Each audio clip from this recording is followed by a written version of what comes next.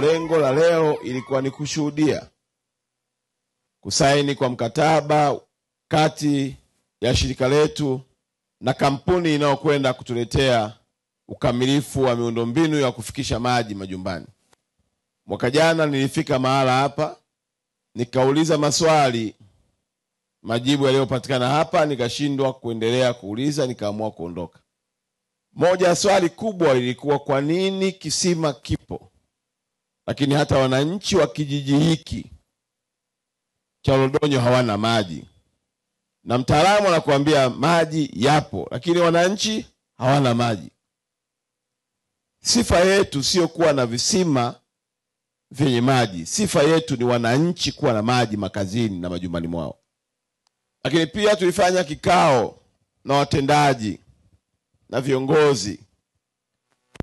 Viongozi wa Namanga wakawa na majibu tofauti na viongozi wa wananchi. Wenye mradi wa maji wanatoa majibu yao, na wa viongozi waliochaguliwa na wananchi wana majibu yao dhidi ya vile visima au vizimba vilivyokuwa vimechimbwa kwa ajili ya kuwahudumia wananchi wa Namanga. Na pale tukabaini pia kuna tatizo. Sasa leo tunafungua ukurasa mpya ya kwamba ile ndoto na kilio cha wananchi kupata maji inakwenda kuondoka. Na wasiofahamu historia, huu mradi wa kuchimba kisima ni mradi uliokuwa kwenye mradi mkubwa wa bilioni 520 wa jiji la Arusha.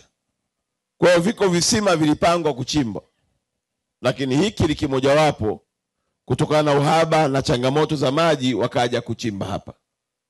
Shida ilikuwa kuyatoa sasa maji walipoyachimba kuwapelekea wananchi.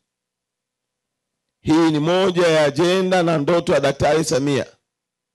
Sio tu kwa sababu ni rais wa Jamhuri ya Muungano, sio tu kwa sababu alikuwa makamu wa rais, lakini kwa sababu yeye ni sehemu ya jamii iliyoteseka kwa muda mrefu kuhangaika kutafuta maji.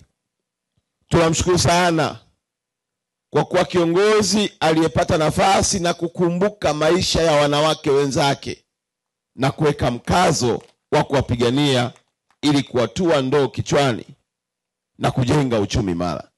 Kwa hiyo niwaombe wananchi wa wilaya ya Longido, siwe kikwazo kwa huu mradi. Mradi usianze ukasema eneo langu hili naomba nifanyiwe hivi. Utamfanya mkandarasi achelewe, afu baadaye lawama zinakuja kwa serikali. Kama ambavyo mmefanya kwenye eneo hili, mmetoa bure bila kuiomba serikali fidia, tunaamini pia mtatupatia njia za kusambaza maji bila kuwa na usumbufu ili wananchi wote wapate maji kwa wakati mzuri.